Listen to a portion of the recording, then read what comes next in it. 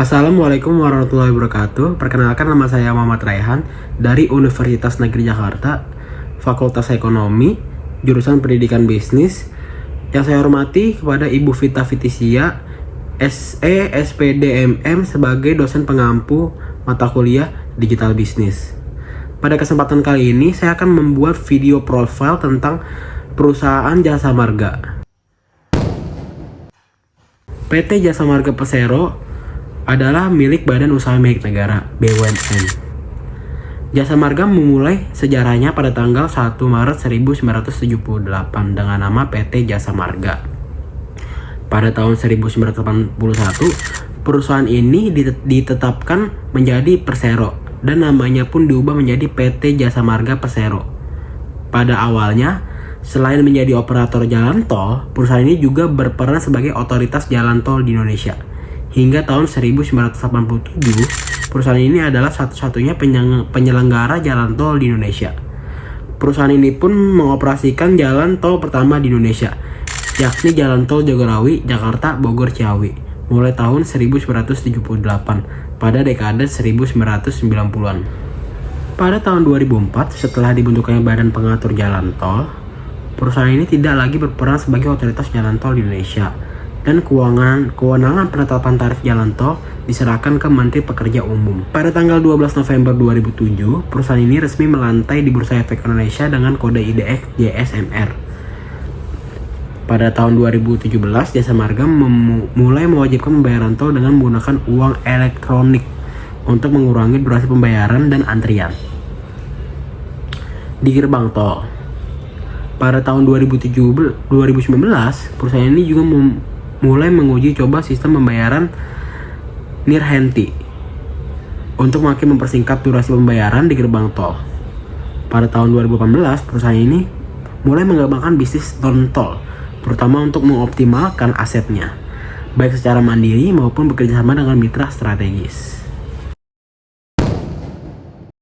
PT Jasa Marga Tbk atau dengan kode IDX JSMR mencatat laba bersih sebesar 1,1 triliun di semester 1 2023. Laba bersih Jasa Marga naik 56,3% dari semester 1 2022 sebesar 734,7 miliar. Total pendapatan Jasa Marga di semester 1 tahun 2023 sebesar 8,9 triliun.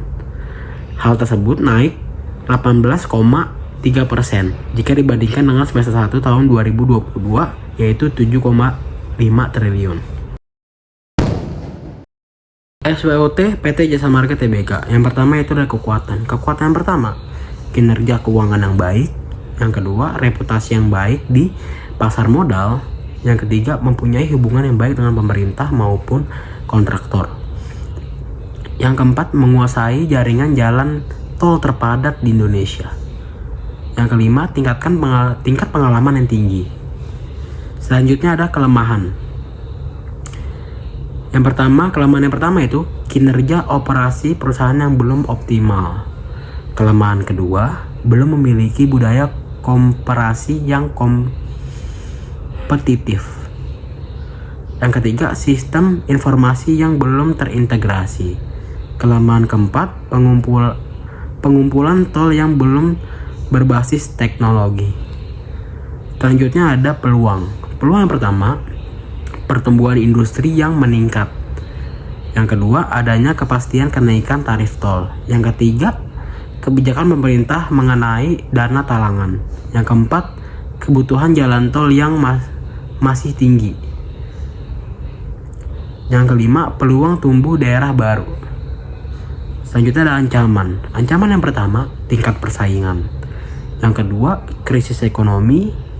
Yang ketiga, proses administrasi pemerintah yang panjang.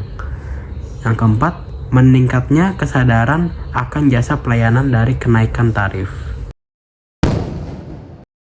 Alasan saya memilih Jasa Marga sebagai perusahaan dalam video saya, yang pertama yaitu perusahaan yang menarik. Kenapa menarik? Karena perusahaan tersebut tidak ada pesaingnya. Ya kalau misalkan jalan tol di Indonesia, ya cuman Jasa Marga doang, nggak ada tuh Jasa Marga Jasa dan lain-lainnya misalkan namanya. Jadi menurut saya ini perusahaan sangat menarik sekali.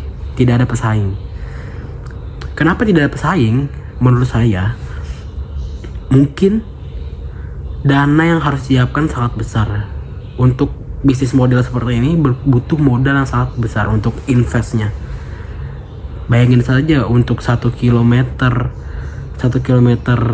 jalan tol saja membutuhkan biaya berapa miliar. Maka tidak ada orang mengambil bisnis model seperti ini.